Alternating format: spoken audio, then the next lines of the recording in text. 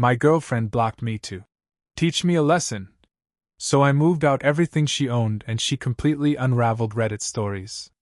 She expected me to chase her after she stormed out, but instead I packed her things, changed the locks, and chose peace for the first time in months. What followed, the workplace scene, the storage unit meltdown, and the viral video, revealed just how far she'd go when her manipulation stopped working. Hi, I'm Mark, 27, and the day my girlfriend tried to teach me a lesson, she ended up teaching me something entirely different, mainly how fast a grown adult can self-destruct when their manipulation stops working. We'd been together a year and a half, living in my apartment for 8 months.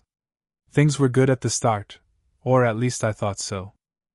But somewhere around month 10, she started treating the relationship like a psychology experiment where I was the lab rat, and she was the genius mastermind pulling emotional levers. Silent treatments when I didn't guess her mood. Tests disguised as conversations. Punishments disguised as boundaries. The kind of stuff that makes you wonder if she got dating advice from a TikTok therapist who also sells crystals. The boiling point hit on a random Tuesday. I had a work meeting, 2 hours, phone on silent, very normal adult stuff. I came out, saw 3 missed texts from her, and responded. She responded by storming into the apartment like a hurricane with eyeliner. "You don't prioritize me!" she shouted, pacing like a motivational speaker having a breakdown. "I could have been dying and you would have ignored me." "I was in a meeting," I said calmly. "There were slides. There were charts. Nobody died." "Excuses," she snapped. Then she delivered the line she clearly thought would knock me to my knees. "I'm blocking you for a week so you learn to appreciate me." She announced it like she was sentencing me in a courtroom drama. I looked at her, truly looked at her, and something in me just clicked. Or maybe it unclogged. "Make it a month," I said. She blinked, thrown completely off script. "What? A week isn't enough time. Make it a month. I need that long to reflect." She tried to recover, puffing herself up. Fine. A month then. Sounds perfect. She slammed the block button like she was detonating a bomb, grabbed her purse dramatically, and marched out to stay at a friend's place. Door closed. Silence. 30 seconds later I exhaled. And then? I started packing. Because if she wanted distance, I was going to give her all the space in the world. The moment the door clicked shut behind her, something in my brain switched from boyfriend mode to full military logistics. I stood there in the quiet, looked around my apartment, and thought, this is the calmest this place has felt in months. No yelling. No accusations. No emotional landmines disguised as relationship tests. So I did what any rational man who's been pushed past his limit would do at 10 p.m. on a Tuesday. I opened Google Maps and searched for storage units near me. Found a place with a first month free promo. Climate controlled. 5x10 unit. Perfect for exactly one human being's belongings, or one human being's ego. Booked it for the morning. Then I grabbed a stack of boxes from the closet and started packing. Not angrily. Not sloppily. Just efficiently, like I was completing a side quest I'd been procrastinating. Her clothes? Folded. Her shoes? Paired. Her makeup? Packed in bubble wrap. I may be done, but I'm not evil. Her books, crystals, affirmations taped on the mirror, that weird diffuser that spit mist like it was casting spells, all boxed neatly. I put on a podcast and worked until 3 a.m. By then, everything she owned was sitting in labeled boxes by the door like they were waiting for their Uber. The next morning, I rented a U-Haul. $39, cheaper than therapy, and honestly more therapeutic. Loaded everything up. Drove to the storage place. Unloaded it all. Organized it cleanly because, again, I'm not a monster. Clothes on the left. Boxes on the right. Shoes stacked. A path down the middle so she wouldn't have to climb over anything. I even locked her diffuser on top like a cherry on a petty sundae. Then I went home and called a locksmith. Changed the locks. $120 well spent. I stood in the doorway afterward, breathing in the scent of freedom and Febreze. And for the first time in a long time, my apartment felt like my apartment again. She wanted space? Oh, she was about to get it. By the end of that first week, something strange happened. I started sleeping better. Not, oh cool, 8 hours. Better, I mean deep, silent, soul-healing sleep. No tension. No checking my phone every 5 minutes in case she decided to unblock me and start World War III at 2 a.m. Just peace. Around day 8, I realized something important. I didn't miss her. Not even a little. In fact, my life got easier in ways I didn't even anticipate. No random emotional interrogations. No accusations disguised as conversations. No being punished for things I didn't do, or things I literally couldn't do, like teleport out of a meeting to text her back. And right about then, I had a moment of clarity so sharp it could have cut through concrete. This isn't a break. This is an escape. 2 weeks in, I started seeing someone from work. Nothing heavy, just coffee. But it felt normal. Refreshing. Like talking to someone who speaks full sentences instead of weaponized sighs. By week 3, I'd fully adjusted to my new life. The plants were growing. The sink wasn't overflowing. My mental health? Spectacular. Day 28, 3 days before her self-imposed punishment month was over, my phone buzzed. Unknown number. Do you miss me? Of course. She unblocked me early. Couldn't even last through her own dramatic ultimatum. I stared at the message for a second. Smiled. Typed back 2 things. The address of the storage facility. The access code, 4782. Then I added, your stuff is in Unit 37. Paid through next month. After that, it's yours to handle. We're done. I hit send. Then I blocked the number. Again. 3 minutes later, calls from new numbers started rolling in like she'd hired a telemarketing firm to emotionally harass me. Didn't answer a single one. That was the moment, right then, where everything shifted. This wasn't her teaching me a lesson. This was me finally graduating. And she was the one left holding the empty chalkboard. The next morning, I woke up to 12 new numbers blocked on my phone. 12. Like she had an emotional call center running night shift operations. Then came the group chat. A group chat I never asked to join. 5 of her friends, all of whom treated drama like a mandatory hobby, lighting up my screen. You're unbelievable. She's devastated because of you. How could you throw her out like trash? Be a man and talk to her. I responded once. One single message. She blocked me first. For a month. I simply took her at her word. Immediate meltdown. That's not what she meant. She was upset. You were supposed to chase her. You're supposed to prove you care. Prove I care, by chasing someone who blocked me? Sure. Makes sense if your communication skills are borrowed from reality TV. I left the group chat. Blocked all 5. The silence afterward? Chef's kiss. Then came her sister. She showed up at my apartment door like she was delivering a court summons. You kicked her out with no warning. She left on her own. She blocked me.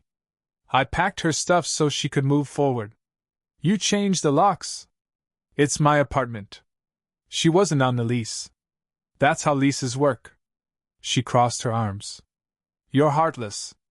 And you're yelling in a hallway right now. Please go. Security eventually escorted her out before she could rehearse a second speech. 2 days later, her only sane friend, the one I actually liked, reached out. He invited me for a beer. I figured he deserved to hear the actual story. When I showed him the texts, her blocking me, her giving me the month timeline, he stared at my phone like it was a DNA test confirming aliens were real. She didn't tell anyone this. Of course she didn't. She said you threw her stuff out. It's in climate-controlled storage organized by category. He shook his head slowly. She really is playing victim. No, I said. She's playing games. But I stopped playing back. He nodded, genuinely, and said, honestly, dude? Respect. I left that bar feeling lighter than I had in years. But I should have known. This saga was only warming up. Because the next person who showed up was her father. And he wasn't knocking for a friendly chat. He showed up on a Wednesday evening, right as I was pulling chicken out of the oven. Doorbell rings. I open it, and there he is. Her father. 60-ish. Serious. The kind of man who stands like he's about to deliver a lecture on responsibility and lawn care. You the one dating my daughter? He asked. Dated. Past tense, I said. Can I help you? We need to talk about how you treated her. I could have closed the door. Should have, probably. But after 2 weeks of being painted as the villain in her fairy tale version of events, I was ready for actual truth. Come in, I said. He blinked, like he wasn't expecting that, but stepped inside. He went straight into his speech. You kicked her out. You changed the locks. You put her things in storage like she was garbage. You blindsided her and now she's living at home, heartbroken. I let him finish. Then I pulled out my phone like it was Exhibit A in court. Did she tell you she blocked me first? I asked. He frowned. She said you ignored her? I opened the messages. The one where she wrote, I'm blocking you for a week so you learn to appreciate me. The one where I responded, make it a month. The one where she agreed and blocked me on the spot. He read the whole exchange. Reread it. Then exhaled slowly like he just discovered his daughter built her personality off YouTube relationship quizzes. He sank into my couch. She didn't tell us any of this. Of course not. She said you abandoned her? I complied with her terms. She wanted a month of no contact. I gave her exactly that. He rubbed his forehead. Has she done this before? I asked. A long pause. Yes, he admitted quietly. 2 boyfriends before you. This manipulative, punishment-blocking thing. She calls it setting boundaries. We call it emotional theatrics. Then you understand why I'm done. He nodded. I came here ready to be angry, he said. But honestly, I'm more embarrassed than anything else. I'm sorry you got pulled into this. That caught me off guard. Most parents defend their kid to the grave. This man just sighed and shook his head. She keeps telling us you'll come around, he added. That you'll apologize and take her back. I laughed once, a short, involuntary, absolutely not laugh. That's never happening, I said. Not now, not ever. He nodded again. Stood up. Extended a hand. Good luck, he said quietly. She's not your problem anymore. And for the first time, I fully believed it. 2 days after her dad apologized for her entire personality, my phone buzzed. Work meeting. Assistant knocks on the conference door. Sorry to interrupt, but there's someone in the lobby demanding to see you. I already knew who. This woman could smell attention from 3 floors away. I walk out. And there she is, my ex, mascara streaked, hair messy, dramatic breathing like she practiced in a mirror. Everyone's staring. Coworkers. Security. The receptionist who now has war stories. She spots me and launches into full performance mode. Please, we need to talk. No, I said simply. We don't. She stepped closer. I made a mistake. I love you. I didn't mean to block you. I was upset. We can fix this. Stop, I said. You're making a scene. Leave. People started whispering. Phones out. I could practically feel HR forming in the shadows like Batman. She pushed ahead anyway. You can't just throw us away. You can't do this. You threw it away when you decided the relationship was a power game, I said calmly. Now go. Security arrived, 2 of them, because she was now actively crying loud enough to rattle the windows. They stepped in. Ma'am, you need to leave the building. She spun toward them. He's abusive. Ma'am. Now. They escorted her out while she shouted things like, You'll regret this. You're nothing without me. You ruined my life. Honestly? It was the least persuasive TED talk I've ever heard. Later that afternoon, my boss called me into his office. Everything okay? He asked. Everything's handled, I said. He tapped his pen. If she shows up again, we'll file a trespassing report. In the meantime, maybe take a day off. I nodded. Booked a half-day. Went home and called a lawyer. Nothing dramatic, just a cease and desist letter. Certified mail. Legally phrased. Unemotional. Clear. No more contact. No more phone numbers. No more workplace visits, or further legal action would follow. She received it the next day. Her sister called me from yet another new number, screaming. A cease and desist? You're insane! Tell her if she contacts me again, I'll file a restraining order. You're heartless! Goodbye. Block. The woman from work, the one I was actually dating now, listened to the whole story later and just said, That's wild. But honestly, you handled it better than most people would. For the first time in a long time, I felt like someone actually understood. But the saga wasn't over. Because the storage unit? Oh, that was about to become the final boss. 2 weeks of silence. Beautiful, peaceful, drama-free silence. The kind you don't appreciate until you date someone who treats blocking like a personality trait. Then the storage facility called. A cheerful woman named Donna left a voicemail. Hi. Just confirming that Unit 37 is now past its prepaid period. Your ex-girlfriend hasn't made any payments. Per policy, it's scheduled for auction next month. Just checking if there's anything of yours inside before we proceed. I actually laughed. No, Donna, I told her. Nothing of mine is in there. Okay. Auction notice will be posted next week. Have a great day.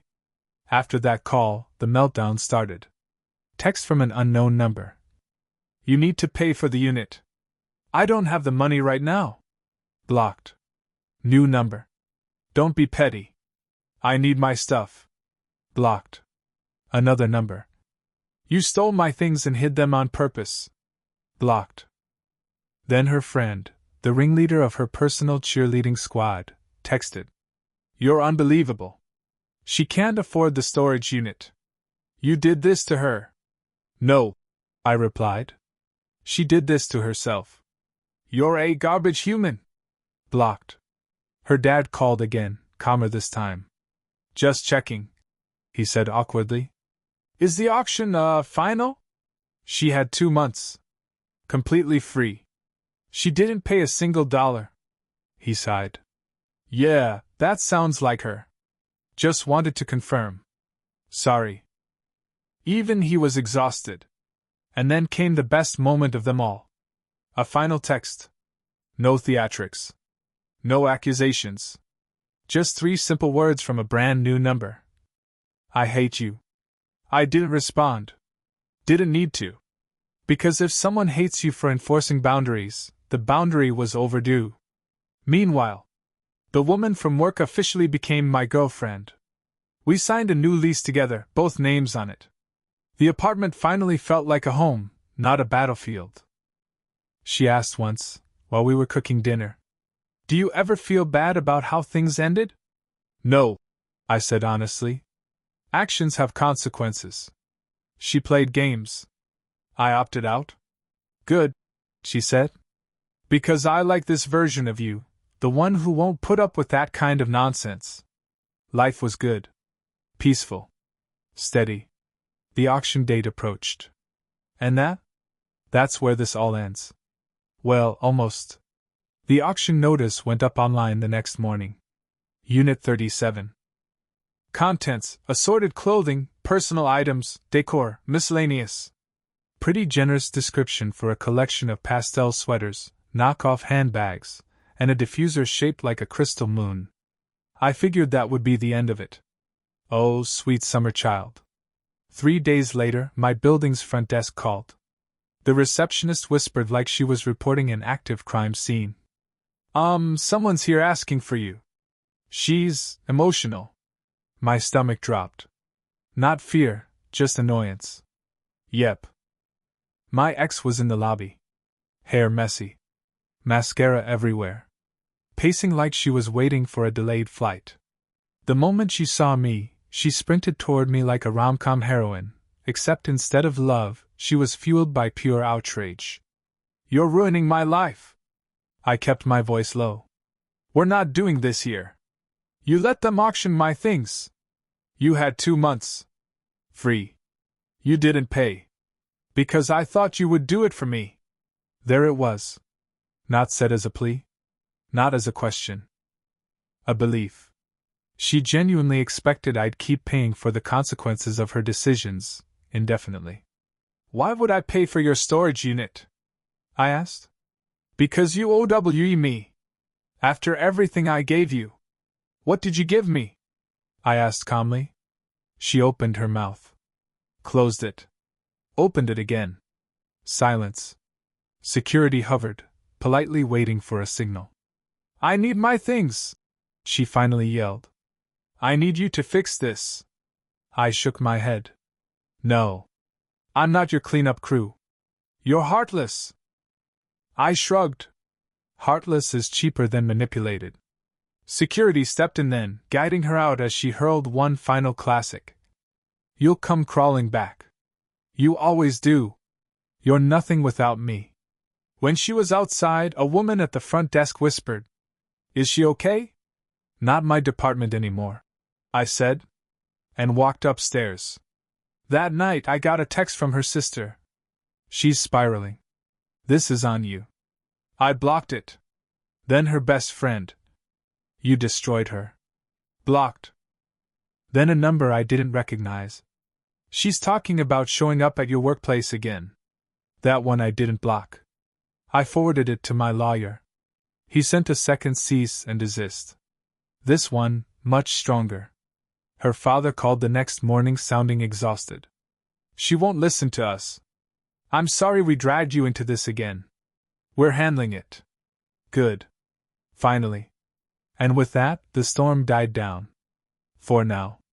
Because people like her don't disappear forever. They wait. They linger.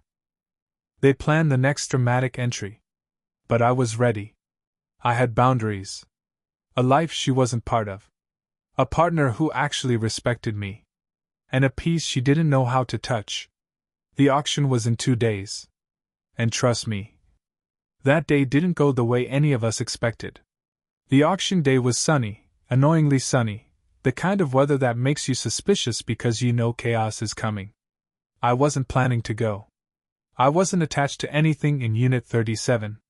But around 9 a.m., I got a text from the storage manager. FYI, the woman from the unit is here.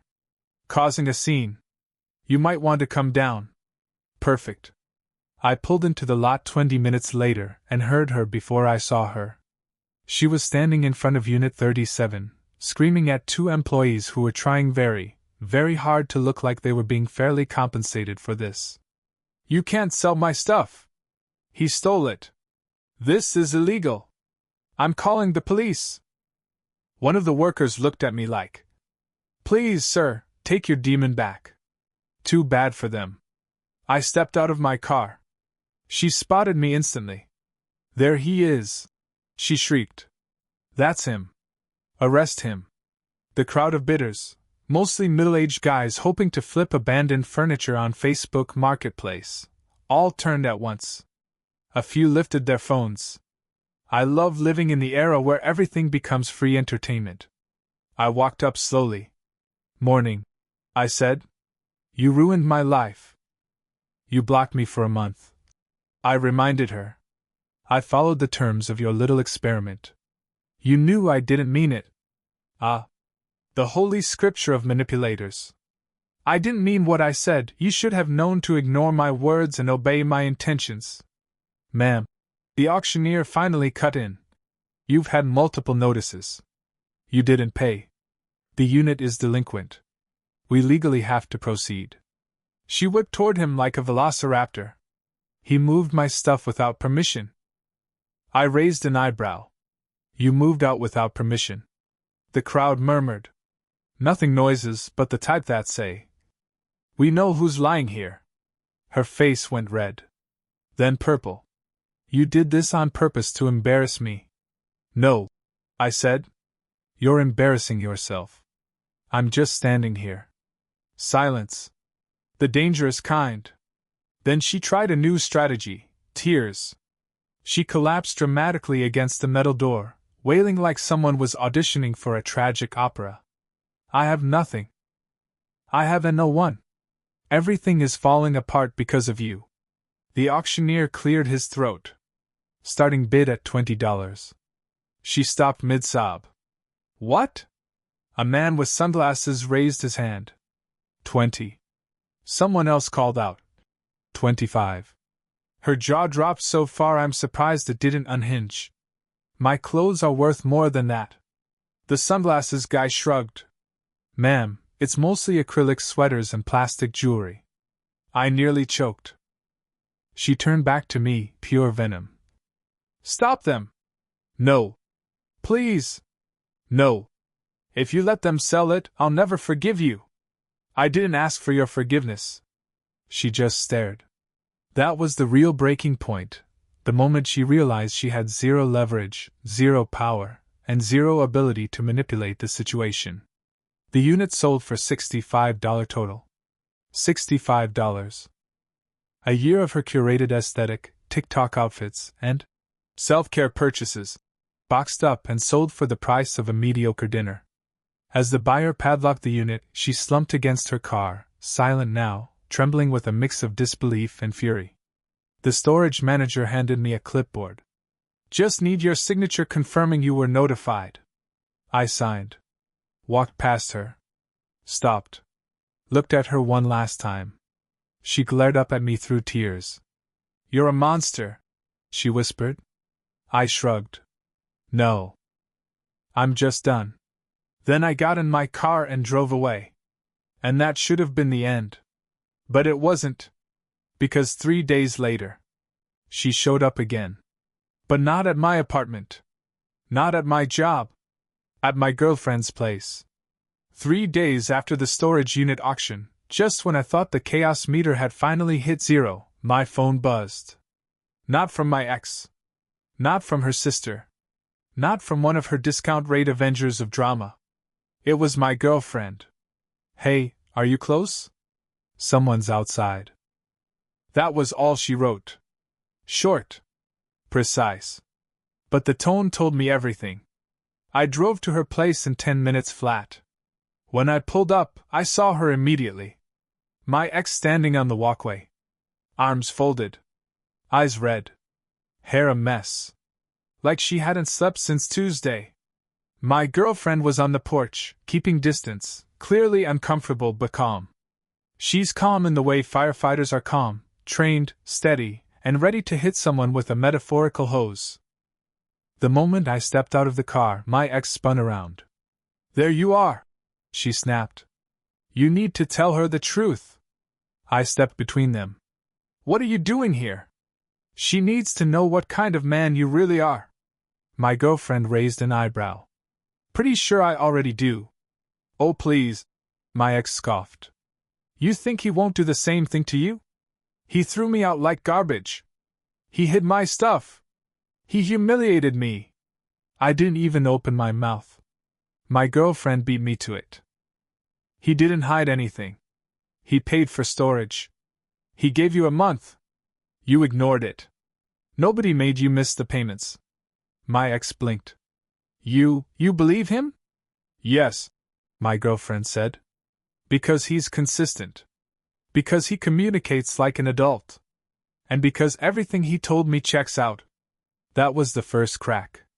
My ex's expression shifted from rage to confusion, A mental error message. You don't understand, she shouted. He used me and then moved on like I was nothing. My girlfriend stepped forward. You played a power game and expected him to lose. He didn't. That's not his fault. The second crack. My ex turned back to me. So that's it, she yelled. You've replaced me with her? She's just. I cut her off. Don't finish that sentence. She shook her head violently. I loved you. I tried so hard. And you ruined us. No, I said quietly. You ruined it the moment you blocked me to teach me a lesson. And the moment you expected me to apologize for your manipulation. And every moment after that when you kept lying, blaming, twisting, and avoiding accountability. She was shaking now. You're choosing her over me? I'm choosing peace over chaos. My girlfriend reached for my hand instinctively. I took it. That was the final crack. My ex's face crumpled, not the dramatic type she used for manipulation. This was the real one. The one that only appears when someone realizes they've lost the last shred of control. You'll regret this, she whispered. No, I said. I won't. Security from the apartment complex finally arrived. Someone must have called them. Ma'am, you need to leave. My ex backed away, eyes locked on me like she was memorizing the moment. Then she said something so soft I barely heard it. You were supposed to chase me. But I didn't. I didn't move an inch. She turned, walked to her car, and drove away. My girlfriend exhaled slowly. You okay? She asked. Yeah, I said. Are you? She nodded, but her eyes were searching mine. Thank you, she said, for not engaging in her drama. For choosing a life without that. We went inside. Closed the door. Locked it. For the first time since everything started. It was completely over. Well, almost. Because 2 weeks later, I got a letter in the mail. From a law firm. The envelope was crisp, heavy, and too official looking for anything good. Return address: Law Offices of Carter and Bloom. A place with a fancy logo and a reputation for sending strongly worded nonsense on behalf of unreasonable people. I opened it at my kitchen counter while my girlfriend made coffee behind me. She heard the tearing paper and froze. That's lawyer paper, she said. She's been through messy breakups too. We both recognized the smell of incoming stupidity. I unfolded the letter. It wasn't long. Just 3 paragraphs. Paragraph 1. A very dramatic statement that my ex was experiencing emotional distress due to my abrupt and harmful actions. Paragraph 2.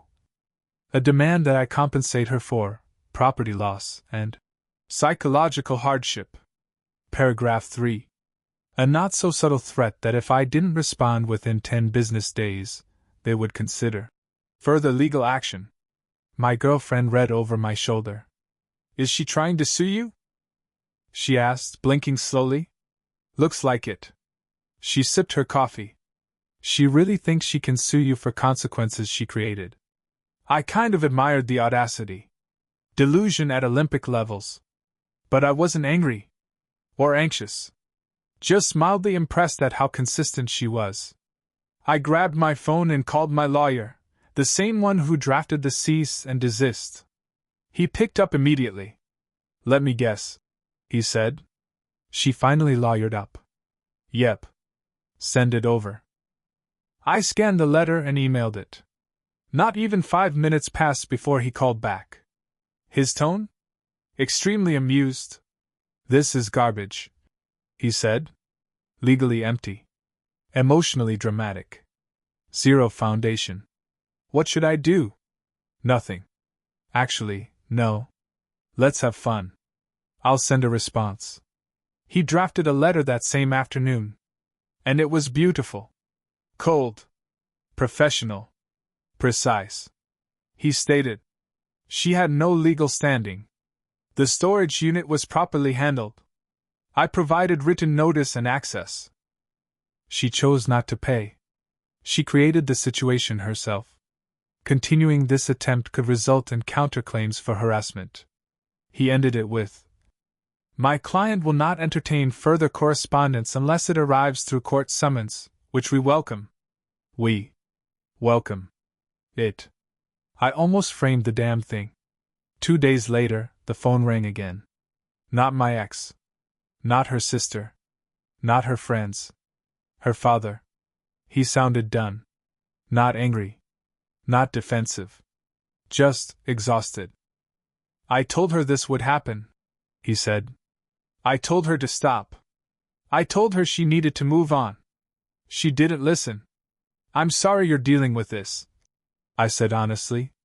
"She's angry you're happy," he said plainly. "She's angry you didn't collapse without her. She's angry her games didn't work. And she's angry because you actually meant it when you walked away." He paused. "You're not the villain here. She just needs someone to blame." I didn't respond. There wasn't anything to say. He exhaled hard. "Look, she fired the lawyer. She can't afford this. Or anything else, really. I'm taking her phone for a while. She won't be bothering you anymore." "Thank you," I said. "Then something strange happened," he said. "And thank you for not taking her back." I blinked. "She needed a real consequence," he continued. "Maybe you'll be the wake-up call she needed." We hung up, and I just sat there for a minute. My girlfriend came to sit beside me. "You okay?" she asked. "Yeah," I said slowly. "I think it's over." But she just shook her head. "With people like her? It's never really over.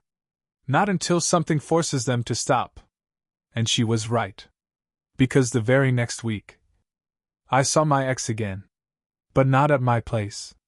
Not at her parents' house. Not even anywhere near the storage facility. She showed up at a place she had absolutely no reason to be. My girlfriend's office. My girlfriend works in a sleek downtown building, glass lobby, marble floors, security desk, keycard elevators. The kind of place where nobody just strolls in unless they belong there. Which is why it made zero sense when she called me during her lunch break sounding off. Not scared. Not angry. Just tired. "Jake," she said, "your ex is here." I froze. "At your office?" "Yep. In the lobby. Asking for me by name." My stomach dropped. "What did she say?" "She told security she needed to warn me about you." "Ah. Of course. When manipulation fails, rewrite the narrative." "Security didn't let her up," my girlfriend continued. "Obviously. But she's yelling. Making a scene. People are filming." "Are you safe?" I asked. "Yes. She's not near me. They won't let her past the desk. But she's unraveling." I grabbed my keys. "I'm coming." "No," she said sharply. "Let security handle it. You showing up will just make this worse." She was right. I stayed put, phone pressed to my ear, listening as she narrated the madness. "She's telling the guards I brainwashed you. She's crying now. Oh, wait, she just said you stole her future. Whatever that means." I heard yelling muffled through the phone. Then, "Okay, they're escorting her outside." Silence. Then a breath. "She's gone." I finally exhaled. "Do you want me to come over?" "No," she said again. Softer this time. "Finish your day. I'll call you later." She hung up. 5 minutes later, I got a text from an unknown number. "You ruin everything you touch. She won't last. You'll crawl back to me like they all do." Blocked. Another text from a different number. "Tell your little rebound I'm not afraid of her." Blocked. A third. "You think you can replace me? She'll leave you. I won't." Blocked. I forwarded the messages to my lawyer. He called instantly. "Jake, that's enough. We're filing the restraining order." I didn't argue. He prepared the documents. I signed everything electronically. We submitted the petition that same afternoon. I thought that would be the end. But that night, Her father called again. He sounded horrified. She told us she went to your girlfriend's job, he said. We had no idea. We thought this was over. It needs to be, I said. I understand. And I support you filing whatever you need to. Then he sighed. She's not well. She refuses therapy. She keeps saying she was punished for loving too hard. I don't know how to help her. I didn't either. But that wasn't my responsibility anymore. The next morning, the court granted a temporary protection order pending the hearing. My ex was legally barred from contacting me or my girlfriend in any way. My girlfriend and I read the judge's approval together. She leaned her head on my shoulder and whispered. Finally. For the first time in weeks, I felt like I could breathe. But the universe wasn't done yet. Because 3 days later, her storage unit went up for auction. And my ex showed up there too. Except this time, she wasn't yelling at me. She was yelling at strangers. And someone filmed the whole meltdown. The video went viral. And somehow, I ended up in the middle of it. The video hit my phone at 6:42 a.m. A coworker texted, "Bro, isn't this your ex?" I opened the link. And there she was. My ex standing in front of her storage unit. Screaming at a bunch of confused people holding bidding paddles. Someone filming whispered, "Is she yelling at the auctioneer?" Yep. She absolutely was. The clip was 2 minutes long, and the worst part was that she wasn't even angry at me. She was angry at the bidders. "You can't buy this!" she screamed. "This is my stuff!" The auctioneer calmly replied. "Ma'am, you haven't paid for the unit in 3 months." A woman in the crowd said. "Then, why are you yelling at us?" My ex replied.